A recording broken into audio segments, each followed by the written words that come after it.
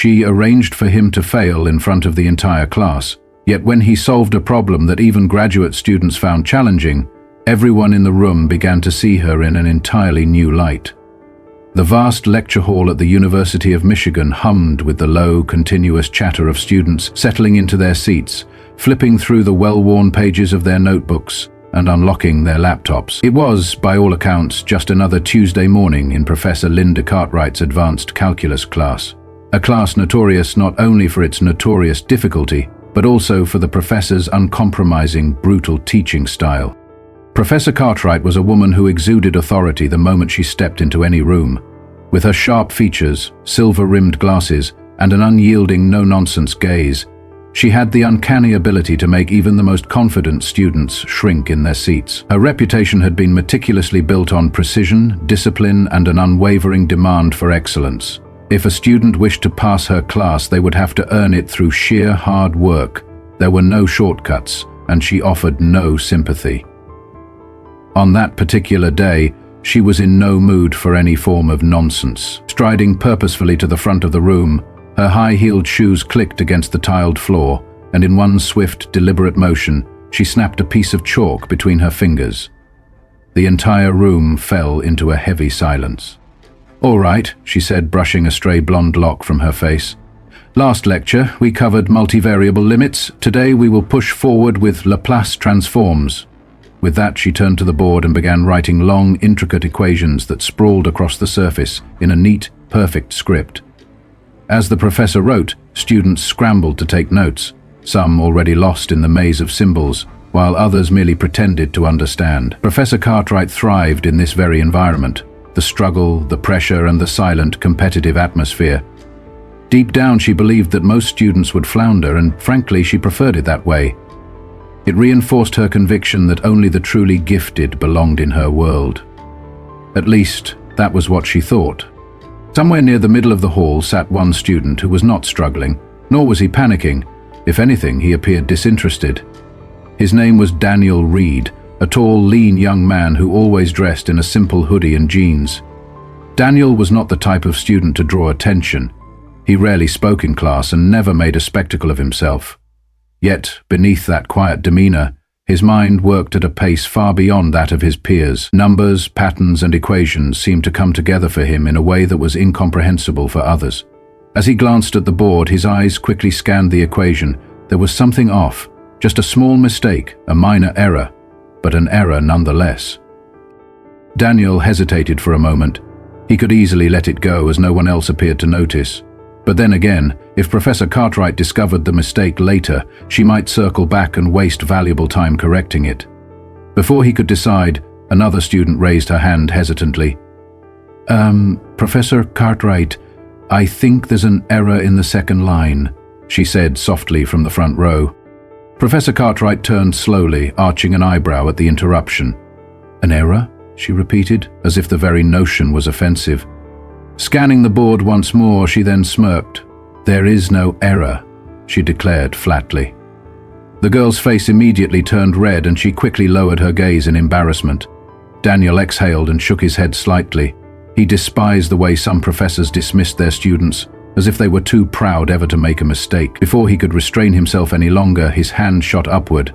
"Actually," he said calmly, "there is an error." At those words, a ripple of murmurs spread throughout the room. Heads turned as all eyes fixed on him. Although Professor Cartwright's expression did not change overtly, for just a split second, irritation flickered in her eyes. "Oh?" she said, crossing her arms. "Enlighten me," she challenged. Daniel rose from his seat, not out of arrogance or to put on a show, but simply because he despised speaking while seated. "In the second step, you applied the transformation to the wrong term," he explained, pointing at the board. "The coefficient does not carry over that way. If you solve it using your method, the final answer does not match the expected result."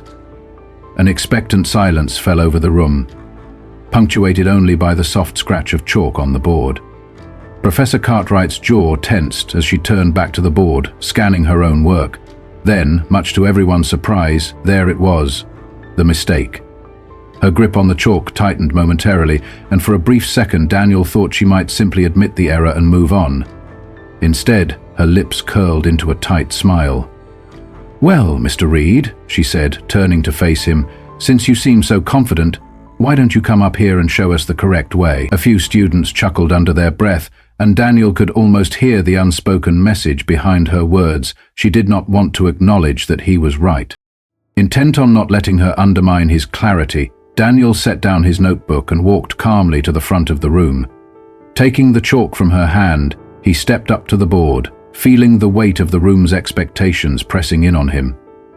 The professor's gaze bore into his back as silent murmurs from his fellow students filled the space, wondering if he was about to make a fool of himself. But Daniel was not nervous. With smooth, deliberate strokes, he erased the incorrect part of the equation and rewrote it. His handwriting was not as neat as Professor Cartwright's, but that was unimportant. What mattered was that the numbers lined up perfectly. As he worked, his voice remained even and casual. "The mistake lies in the way the transform was applied," he explained. "You carried the coefficient outside too early, which altered the integral limits. However, if you solve it this way, it preserves the function's integrity." The only sound in the room was the soft, continuous scratch of chalk against the board.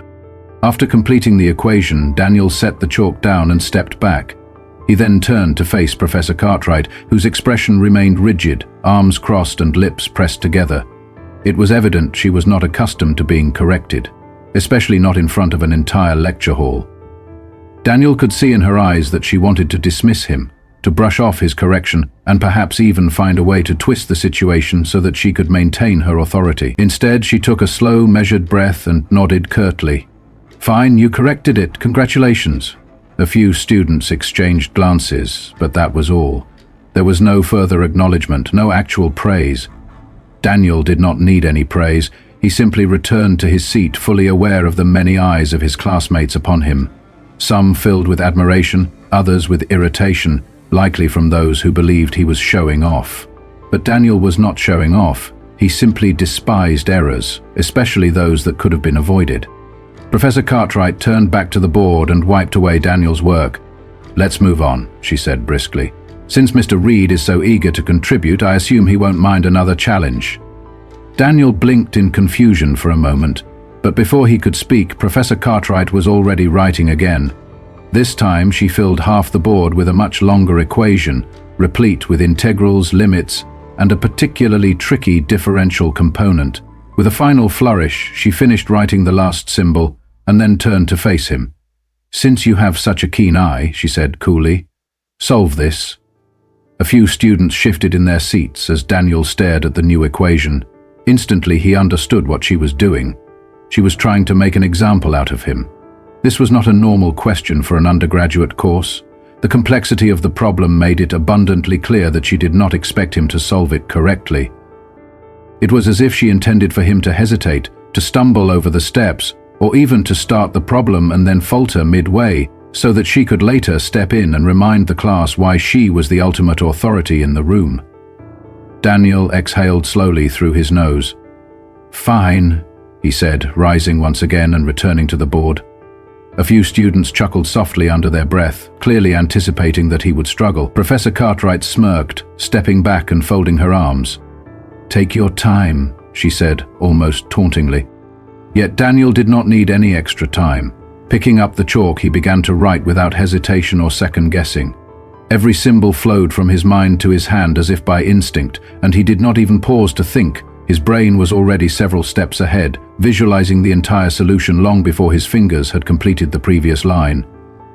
The murmurs in the room died down to silence, and even Professor Cartwright's smirk began to fade halfway through the equation. Daniel glanced at her momentarily. "I assume you want the solution in terms of exponentials rather than trigonometric functions?" he inquired. She did not answer, and he continued, adding a few more steps and simplifications until, finally, he boxed the final answer and turned to face the class with an air of calm confidence. A profound silence fell over the room. Professor Cartwright's face was unreadable as she scanned his work line by line, searching for any possible error that she might use to dismiss his solution. But there was nothing. Daniel had solved the problem correctly, and not only correctly, but elegantly.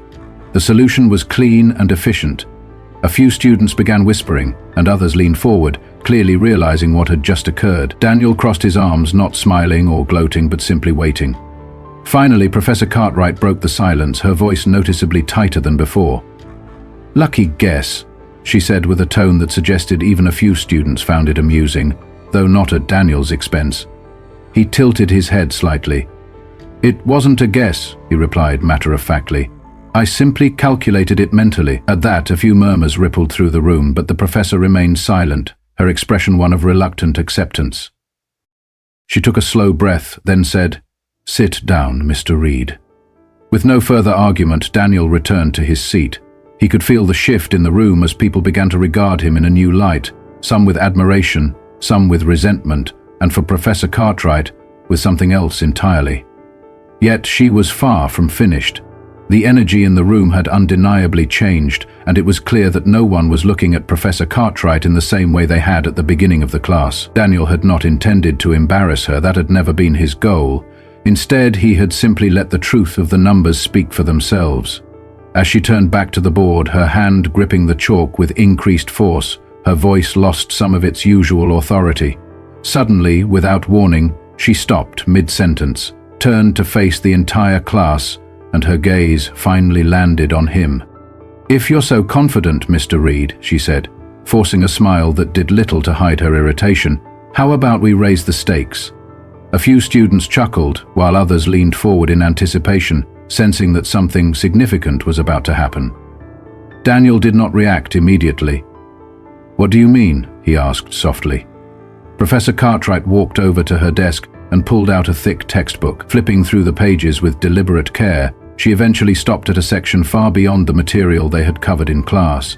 She held the book up so that the entire class could see the dense, intimidating equations printed on its pages.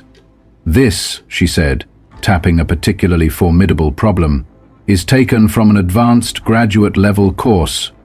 Something I would never expect an undergraduate to be able to solve." A murmur spread through the room, yet her eyes remained fixed on him. "But since you appear to possess a natural talent for this, why don't you prove it?" she challenged, smiling coldly. Her eyes, however, were sharp and calculating. Daniel exhaled slowly as he absorbed her words. In that moment he realized that this was no longer simply about mathematics. It was a personal contest. Professor Cartwright's challenge was not meant to offer him an opportunity. Rather, it was a calculated setup designed to break him. She was testing not only his mathematical prowess, but also his ability to withstand pressure, to perform flawlessly under the gaze of an audience. If he were to fail, it wouldn't merely be in front of his classmates. It would be in front of professors, graduate students, and some of the brightest minds in the field. The weight of the room's expectations bore down on him. Everyone was waiting to see if he would back down or press on. Daniel knew that if he hesitated or refused the challenge, it would only confirm her belief that he was not as capable as he appeared, and so with quiet determination he exhaled and nodded. "I'm in," he said firmly. A momentary pause followed before Professor Cartwright's smile reappeared, though it never quite reached her eyes. "Excellent," she replied curtly. News of the challenge spread quickly. By the time Daniel stepped out of the lecture hall, students were already whispering about the upcoming competition. In the corridors, some nodded at him with newfound respect, while others regarded him with the same intensity one might reserve for an athlete on the verge of entering a championship game. They were all curious, expectant, and eager to see if he would live up to the hype. Daniel, however, barely paid attention to the hushed conversations. He had bigger things to focus on. The symposium, which was scheduled to take place in 4 weeks. That meant he had 4 weeks to prepare for a competition that many spent months, and sometimes even years, training for. That night, in the quiet solitude of the campus library, Daniel settled into a corner surrounded by stacks of textbooks and notebooks filled with calculations. His desk was cluttered with the remnants of long study sessions, including a half-empty coffee cup that had long since gone cold. Mathematics had always been a passion of his, but now it felt different. It wasn't just about numbers on a page. This was personal. The challenge had stoked a fire within him, and he found himself burning the midnight oil as he reviewed complex theories and practiced intricate problems. As he immersed himself in his studies, he could almost feel the eyes of the entire class, and particularly those of Professor Cartwright, still lingering on him from the earlier challenge. Every calculation, every proof, and every equation was now imbued with the weight of expectation. The following day, as Daniel made his way to class, the atmosphere seemed charged with a new intensity. He slid into his usual seat, mentally preparing himself for what might come next. When Professor Cartwright entered a few minutes later, she appeared just as composed as ever. But as she scanned the room, her eyes eventually landed on Daniel, and something in her expression had changed. A subtle, yet unmistakable hint of respect. Clearing her throat, she addressed the class in a measured tone. "Before we begin today's lecture, I would like to acknowledge the results of yesterday's symposium," she announced. A heavy silence fell over the room. Daniel Reed took first place in a competition against some of the best mathematical minds in the country. Her voice remained even, though the statement itself was far from trivial. A few students clapped, and Brian, one of her favorite students, shot Daniel a knowing grin. With that, Professor Cartwright turned back to the board. "Let's begin," she declared, and that simple acknowledgement, delivered without excessive praise or grandiloquent speeches, resonated deeply with everyone present. For Daniel, it was not a matter of proving himself to her, it was about proving something to himself. That sometimes the most profound changes in perception are brought about not through elaborate words, but through the undeniable clarity of truth. In the days that followed, the tension in the classroom slowly gave way to a kind of wary admiration. Daniel's performance had shifted the dynamics within the class. Conversations about the challenge and his subsequent victory spread like wildfire, with students speculating about what might come next. Some believed that his remarkable talent would soon earn him a place in a more advanced class, while others, still nursing bruised egos, quietly resented the disruption to the established order. Professor Cartwright, however, maintained a professional demeanor. While she never openly praised Daniel, her lectures and interactions began to reflect a subtle shift. A recognition, perhaps grudgingly acknowledged, of his extraordinary abilities. Then, as the weeks passed and the symposium loomed ever closer, Daniel found himself immersed in an intense schedule of preparation. Every afternoon he would lock himself in the library, poring over complex mathematical theories and practicing countless problems until the concepts became second nature. The challenge, initially intended as a trap to break his spirit, had instead ignited a relentless drive within him. Late into the night, the soft hum of his desk lamp and the scratch of his pen against paper became the soundtrack to his determination. Occasionally he would catch a glimpse of Brian, who would saunter over with a teasing smile.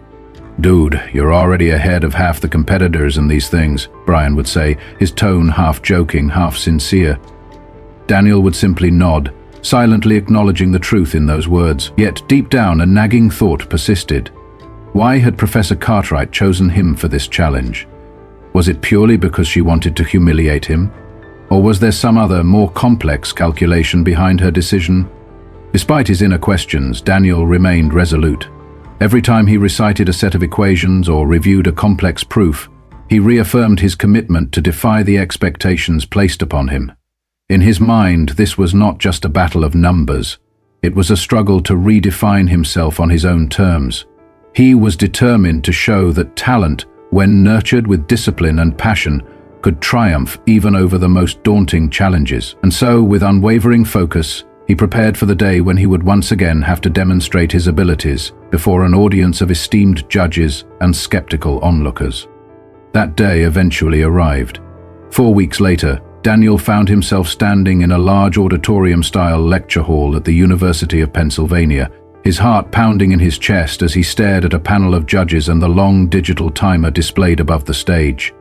Competitors were seated in assigned places, their desks equipped with scratch paper and pens, each armed with the simple yet daunting directive: solve the problems faster and more accurately than anyone else. Among the audience sat Professor Cartwright, her presence both a reminder of past challenges and a silent gauge of his progress. Though she had offered him little more than a nod in the days leading up to the symposium, her eyes burned with an intensity that Daniel recognized all too well. The competition began with a round of mental math, a test of pure calculation without the aid of written work. While many competitors hesitated, Daniel's hands moved with unerring precision, inputting numbers into the response system faster than the proctors could even blink. Next came the theoretical application round, where participants were required to break down complex concepts into coherent proofs. Here, Daniel's natural intuition shone through, as numbers and abstract ideas coalesced into a series of logical, interconnected statements. The final round, speed solving, proved to be the most nerve-wracking. It was during this phase that even the best competitors often stumbled under the immense pressure, second-guessing every step they took. But Daniel, undeterred by the ticking clock and the silent intensity of the room, pressed on with relentless determination. As the final round neared its conclusion, only two competitors remained in serious contention: Daniel Reed and a PhD candidate from MIT. The last problem appeared on the digital screen, a brutal confluence of layered integrals and nested summations, designed to test not only knowledge but sheer mental endurance. Daniel's pulse steadied as he picked up his pen. He exhaled deeply and began writing, his mind racing through the layers of complexity faster than he could put them to paper. Every part of the equation had to be perfect, with no room for shortcuts or miscalculations. Meanwhile, he could hear the faint, hurried scribbling of his competitor, the MIT candidate, whose determination was equally evident. In those final moments, as the clock ticked down and the seconds stretched into an eternity, Daniel saw a pattern, a shortcut, a unique insight that no one else would recognize. His hand moved with a precision and speed that defied the tension of the moment, slashing through the numbers and simplifying expressions in ways that were almost instinctive. Without pausing for a moment to double-check his work, he confidently boxed the final answer and set his pen down. The timer buzzed, marking the end of the competition, and Daniel looked up. His breathing was steady, and though his competitor was still writing, the room was enveloped in a deep, almost palpable silence. One of the judges eventually rose and approached both competitors, examining their answers with a meticulous eye. The tension in the room was so thick it could have been cut with a knife. After what felt like an interminable pause, the judge raised his microphone. "The winner of the 2025 University Mathematics Symposium is Daniel Reed," he announced. The room erupted. Some students clapped enthusiastically while others could only express audible gasps of disbelief. Daniel, however, did not react immediately. Instead, he exhaled slowly, letting the reality of his achievement sink in. He had won, not merely against his fellow students, but against the heavy expectations placed on him, against a professor who had once doubted him, and against the unspoken assumptions that had sought to define him before he had even begun to define himself. The next morning, as Daniel entered class and took his usual seat, the atmosphere was noticeably altered. A few minutes later, Professor Cartwright arrived. She appeared as composed as ever, yet this time when she scanned the room, her gaze landed on Daniel with an unmistakable note of respect. Clearing her throat, she began the lecture in a tone that was steady and measured. "I would like to acknowledge the results of yesterday's symposium," she said, pausing as the room fell silent. "Daniel Reed took first place in a competition against some of the best mathematical minds in the country." Her voice remained even. No elaborate praise, no flowery language, just a simple acknowledgement that carried immense weight. A few students clapped, and Brian shot Daniel a knowing grin. With that, Professor Cartwright turned back to the board and continued, "Let's begin." In that moment, the silence, the acknowledgement, and the respect conveyed far more than any elaborate speech ever could. It was the sound of undeniable truth. Reflecting on the events, Daniel realized that the journey had been about far more than just solving equations. It had been a confrontation with authority, a test of his ability to rise above expectations, and a personal declaration that talent and hard work, when met with determination, could overcome even the most intimidating challenges. In the weeks and months that followed, the classroom dynamics shifted subtly but irrevocably. Professor Cartwright's once imperious demeanor seemed tempered by an unspoken acknowledgement of Daniel's abilities.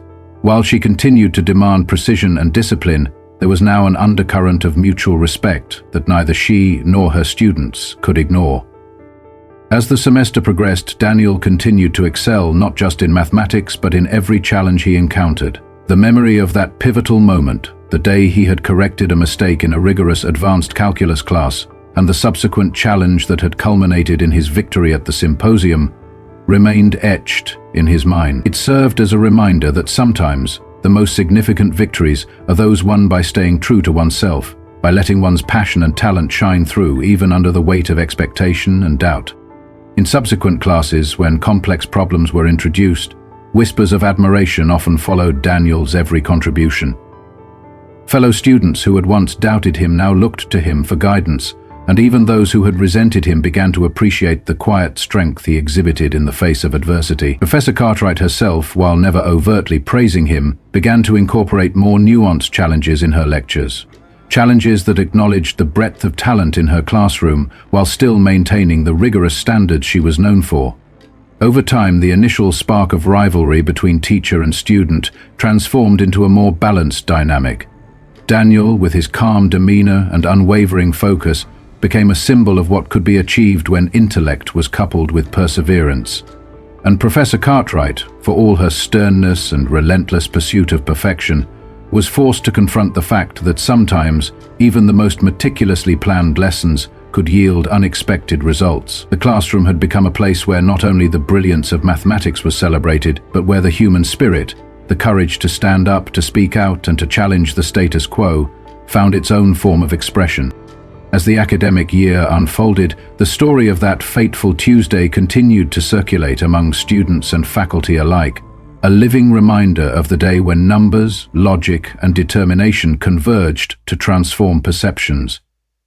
Daniel's success was more than just a victory in a competition. It was a moment of truth that redefined the boundaries of what was possible in a world governed by equations and rules. And for Professor Cartwright, it was a humbling experience that, though she would never openly admit it, perhaps softened her stance ever so slightly towards the unyielding ideal of perfection. Looking back on those events, one cannot help but notice that the true essence of the story lies not in the details of a single mathematical problem or the harsh words exchanged in a lecture hall, but in the quiet determination of a young man who refused to be defined by the limitations others imposed upon him. In his journey from a reserved, overlooked student to a celebrated champion of mathematical prowess, Daniel Reed demonstrated that sometimes the most profound lessons are learned not from textbooks, but from the courage to challenge authority and the will to prove that errors, even those set up by design, can be overcome through clarity of thought and the relentless pursuit of truth. In the end, it was not the accolades or the applause that mattered to Daniel.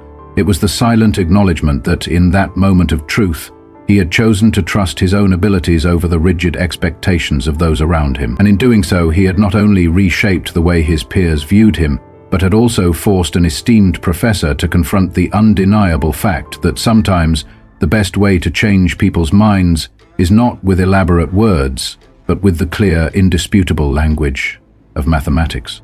Thus, in the quiet aftermath of that transformative day, as the lecture hall gradually emptied and the echoes of whispered conversations faded into memory, one truth remained.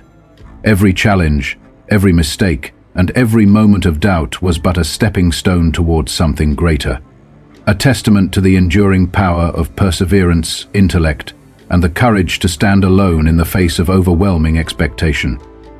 And so, as Daniel Reed continued to carve out his own path, one equation at a time, the lesson remained clear for all who witnessed it. Even in a room full of uncertainty, when one is willing to risk failure for the sake of truth, the eventual triumph can shine as brightly as any accolade, forever altering the course of one's destiny.